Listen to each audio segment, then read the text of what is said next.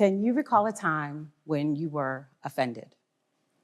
Now, I'm from the Spike Lee era when Do the Right Thing came out. Someone could step on your brand new white tennis shoes and hurt your feelings. So we're not talking about that type of offense. I'm talking about the type of offense that hits you in the core of your belly. It makes your stomach feel queasy. It makes your hands shake. It makes your heart ache. It's the type of offense that makes you question who you are. It makes you question your relationships. For some people in the room, it makes you want to shrink. And for others, it makes you want to rage. Can you recall a time when you felt that type of offended? And perhaps the better question is, could you forgive and forget a time when you've been that type of offended? Like, could you forgive and forget the offense of 100 broken promises? Like a child who sat on the doorstep time after time, waiting for the ever-absent parent to show up? Could you forgive and forget one or two really big offenses, like an assault or a victimization of some kind? Could you forgive and forget if a loved one lied to you repeatedly or stole from you repeatedly? Or if you had a spouse cheat on you repeatedly, could you forgive and forget? I don't know about you, but I've had a hard time with this forgive and forget thing. And research says that nearly half of you may have an experience similar to mine. I have an older brother. He is 6 years older than I, and he's gone to extensive lengths to support a very nasty addiction to crack cocaine. Now that put the rest of us, myself, my loved ones, right in the line of fire as he tried to get his hands on any dollar or dime that he could find. I've come home from school or work to missing televisions and other electronics, empty piggy banks. The list goes on and on. I remember this one time. I was about 13 years old, and my friend Robin invited me to go to the Bobby Brown concert. Okay, Bobby Brown fans, okay. I remember standing in the Baltimore Arena. This was my very first concert. I was so excited. And I was standing in line, all ready to get myself a My Prerogative t-shirt, only to pull out my wallet and find out that it had been emptied. So by the time I graduated from high school, I had learned to sleep with my wallet or my keys or my purse underneath the pillow. And although there were times when he would just ask for the money directly, there was always this convoluted reason why he needed the money, when he was gonna pay it back, because he never paid it back. And in my teen angst, I was hot, I was pissed, I was filled with rage. I tried to forget him. I tried to just act like I only had one brother instead of two, only for him to return from some stint of jail or rehab and start the process all over again. And I remember thinking to myself, how am I supposed to forget this stuff? And would I ever be able to forgive him? Fast forward to today, I'm a licensed clinical mental health counselor, and I've been doing that for about 20 years. I've worked with people with all sorts of life difficulties, depressions, anxieties, and offenses just like this. And I myself have been the victim and survivor of domestic violence. When I was about 22 years old, I was married to a man who had a very severe attachment anxiety.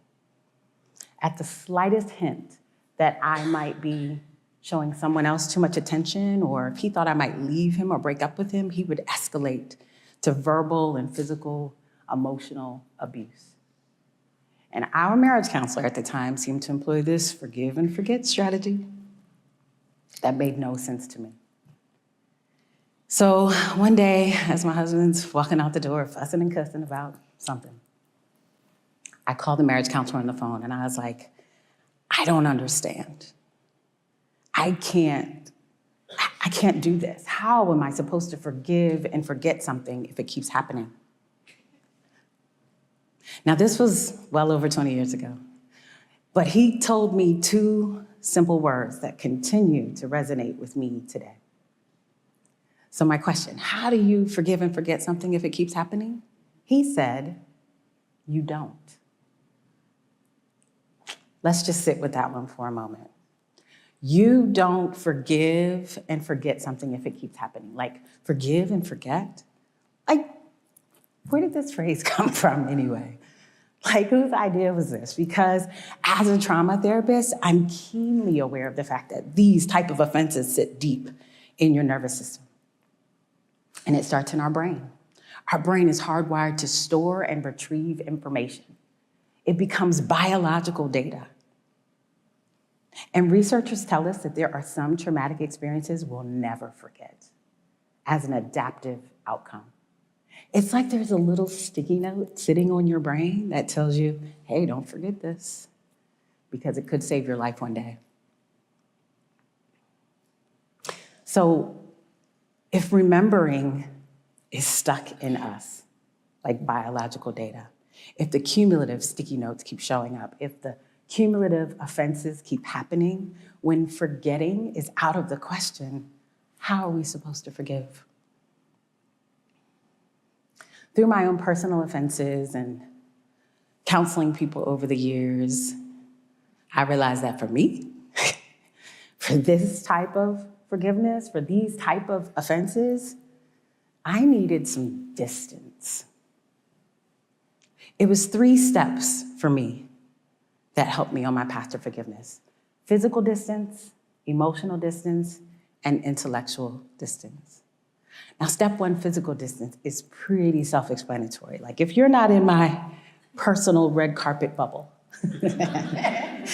to do me hurt, harm, or danger, then physical distance allows me a sense of physical safety. Now, you just have to decide, how much physical distance do you need? Do you need to move into the next bedroom type of physical distance, or do you need to pack your things and go across state lines type physical distance? Choice is yours. In one of my favorite movies, Forrest Gump, Jenny told Forrest, don't try to be a hero, Forrest.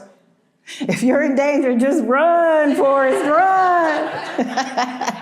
So you get to employ the Forrest Gump strategy to physical distance and physical safety. Now, step 2 is emotional distance. Emotional distance are the actions we take to manage the emotional residue of the experiences that we've had.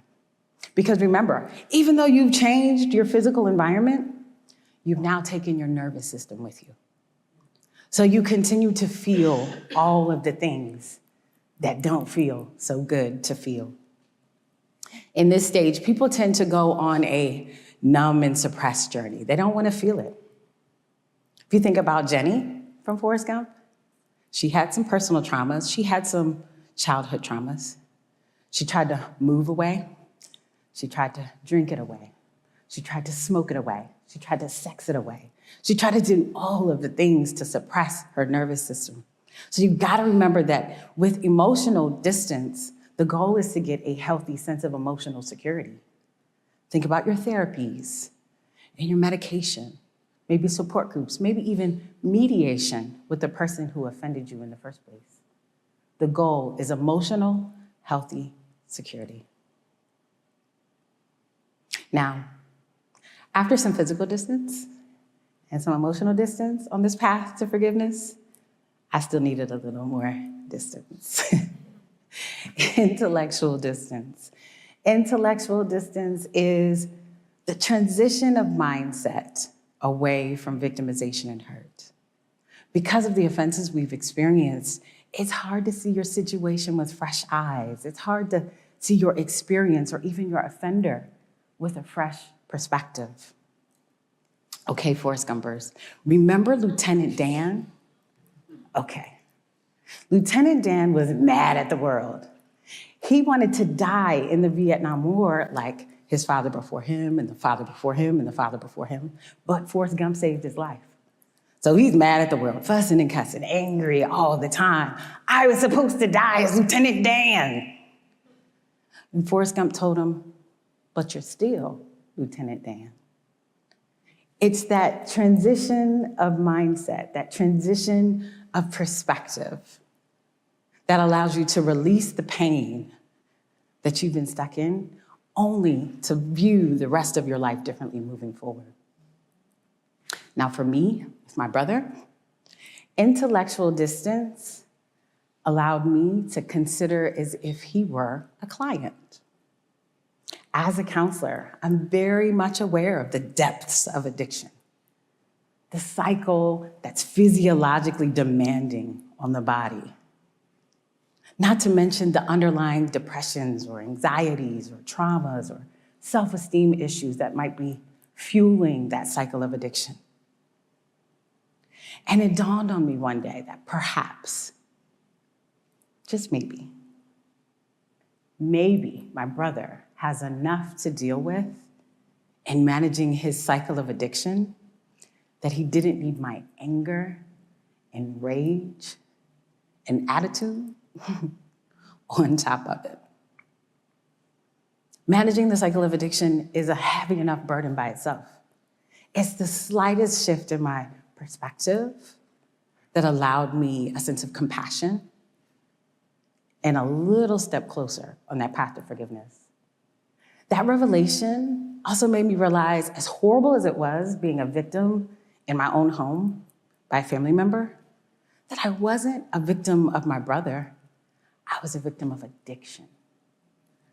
Again, a step closer to a sense of compassion and understanding that got me on the pathway to forgiveness. By definition, I realized that forgiveness is the emotional capacity to allow someone to be whoever it is they're going to be, even if they'll never be what we want them to be or need them to be. Now, if I were trying to erase all of the sticky notes in your head that tell you you're supposed to forgive and forget, I say let's replace it with recover and rediscover. So physical distance and emotional distance allows us to recover from the personal offenses and lead us to a place of healthy emotional security, while intellectual distance allows us to rediscover a sense of compassion and understanding on the pathway to forgiveness. And I stand here today with forgiveness in my heart. I have peace in my mind. I can rehash, I can relive, I can recall, I can remember, not forget the emotional experiences that I had without all of the emotional residue attached to it. I can do that today because I discovered a pathway to forgiveness using distance. Thank you.